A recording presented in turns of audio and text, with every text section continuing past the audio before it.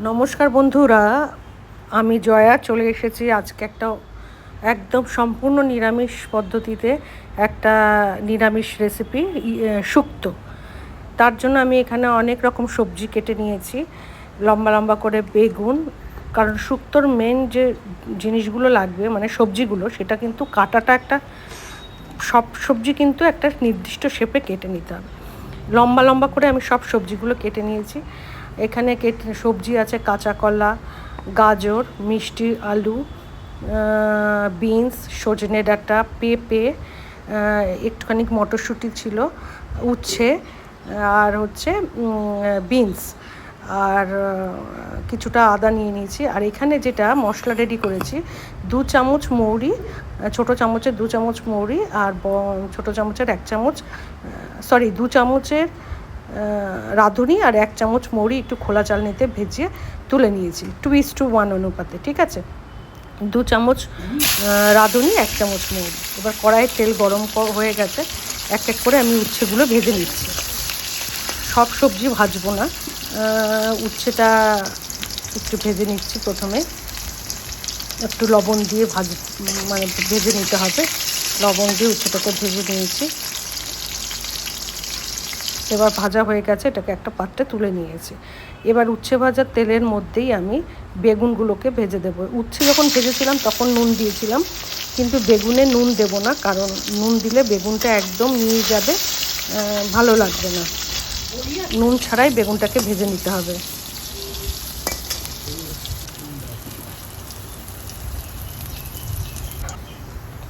এবার বেগুন ভাজা হয়ে যাওয়ার পরে ওই তেলে আমি একটু বিউলির ডালের বড়ি, সেই বিউলির ডালের বড়িটাকে ভেজে একটা পাত্রে তুলে নিলাম। তাহলে ভাজলাম উচ্ছে, বেগুন আর বড়ি।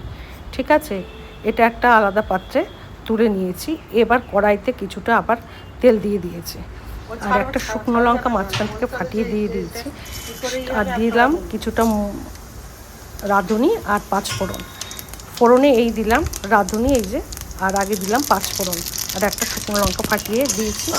এবার এক এক করে আমি সব সবজিগুলোর মধ্যে দিয়ে দেবো। প্রথমে দিয়ে দেবো গাজর,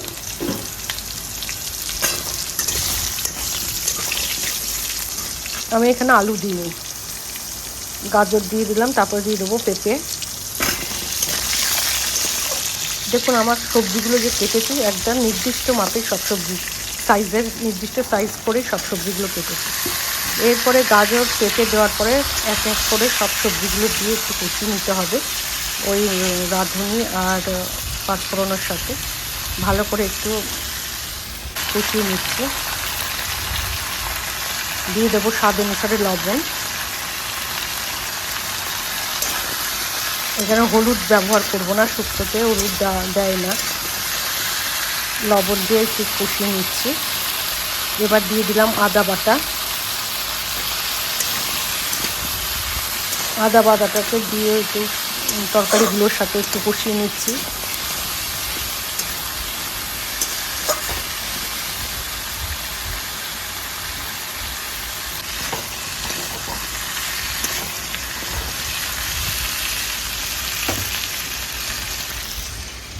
এবার এই যে একটা মিক্সে এটা একটা পোস্ত, 2 চামচ পোস্ত, 1 চামচ চারমগজ, আর 1 চামচ রাঁধুনি, এটা দিয়ে একটা পেস্ট রেডি করে নিয়েছিলাম। সেই পেস্টটা এর মধ্যে দিয়ে দিলাম। বড় চামচের 2 চামচ পোস্ত দিয়েছিলাম, ছোটো চামচের 1 চামচ রাঁধুনি, আর 1 চামচ ছোটো চামচের হচ্ছে চারমগজ। এই বাটা মিক্সিতে একটু ব্লেন্ড করে নিয়েছিলাম, সেই বাটাটা এর মধ্যে দিয়ে দিলাম। আর ওই মিক্সিং জারে একটু জল দিয়ে সেটা ওই সবজিগুলোর উপরে দিয়ে দিলাম, দিয়ে ভালো করে কষিয়ে নিয়েছি। এবার দিয়ে দিলাম দু চায়ের কাপ মিডিয়াম সাইজের, সেই চায়ের কাপের 2 কাপ দুধ দিয়ে এবার এটাকে ভালো করে কষিয়ে ঢাকনা চাপা দিয়ে নিতে হবে। দেখুন দুধ দেওয়ার পরে সবজিগুলো তো একটু সিদ্ধ হতে হবে, এই যে ঢাকনা চাপা দিয়ে দিলাম 2-3 মিনিটের জন্য। ঢাকনা চাপা দেওয়ার পরে ঢাকনাটাকে তুলে দেখুন এটা ফুটে উঠেছে এবং ঝোলের ঘনত্বটাও একটু কমে এসেছে।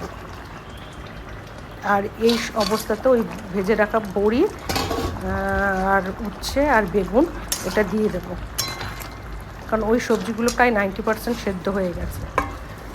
দিয়ে আবার একটু ঢাকনা চাপা দিয়ে রাখবো। এবার ওই খোলা চালনিতে যে মৌরি আর রাঁধুনি ভেজে তুলে রেখেছিলাম সেটাকে একটু বেটে নেব।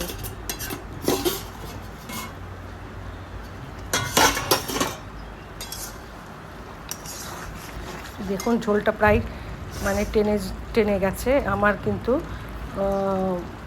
শুক্তো প্রায় রেডি। এই অবস্থায় একটুখানি চিনি দিয়ে দেবো নামানোর আগে। আর ওই মৌরি আর রাঁধুনি যে গুঁড়ো করে রেখেছিলাম, সেটা শিলনোড়াতে গুঁড়ো করে রেখেছিলাম, সেটা একটু ছড়িয়ে দিলাম। এবার গ্যাসের ফ্লেমটাকে বন্ধ করে দিলাম, হয়ে গেল শুক্তো।